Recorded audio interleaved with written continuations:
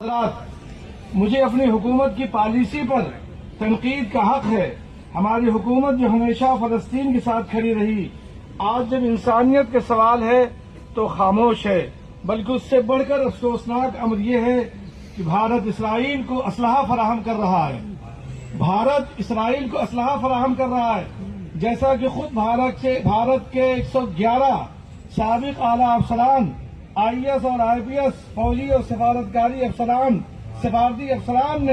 حال ہی میں وزیر اعظم کو خط لکھ کر کہا ہے کہ بھارت ایک طرف فلسطین کی حمایت کا دعویٰ کرتا ہے، لیکن دوسری طرف اسرائیل کو اسلحہ اور فوجی ساز و سامان دے کر اس کی نسل کشی میں شریک ہے۔ اس خط میں واضح طور پر لکھا گیا ہے کہ بھارت نے اسرائیل کو راکٹ دے کر دھماکہ خیز مواد اور مہلک ڈرون فراہم کیے جو آج غزہ کے معصوم عوام پر برس رہے ہیں۔ یہ بھی یاد رہے کہ نومبر 2024 میں بین الاقوامی فوجداری عدالت نے ICC نے اسرائیلی وزیر اعظم اور وزیر دفاع کے خلاف گرفتاری کے وارنٹ جاری کیے تھے۔ ان پر جنگی جرائم اور نسل کشی کے سنگین الزامات ہیں۔ سوال یہ ہے کہ جب عالمی عدالت نے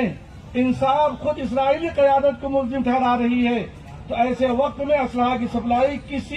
کس اخلاقی معیار پر پوری اترتی ہے؟ اس لیے ہم یہ صاف کہنا چاہتے ہیں کہ بھارت ہمیشہ فلسطین کے حق، خودداریت اور انصاف کا حامی رہا ہے، لیکن آج کی پالیسی نہ صرف ہماری تاریخی روایات کے خلاف ہے بلکہ عالمی برادری میں ہماری ساکھ کو بھی مجروح کر رہی۔ جمعیت علماء ہند نے ابھی 2 دن قبل اپنی مجلس عاملہ میں فلسطین سے متعلق اس حقیقت کو اجاگر کیا ہے کہ 1 لاکھ سے زائد انسانوں کا قتل اور عام شہریوں کو بھوک پیاس کی سزا دے کر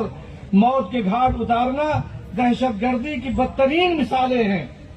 جن پر امریکہ اور اس کا ہمنواؤں کا رویہ شرمناک چشمپوشی کا مظہر ہے۔ مزید برآں گریٹر اسرائیل کا منصوبہ اور غزہ کی زمین کو مکمل طور پر قبضے اور الحاق میں لینے کے عزائم اس بات کی نشانی ہے کہ فلسطین کو دنیا کے نقشے سے مٹانے کی سازش جاری ہے۔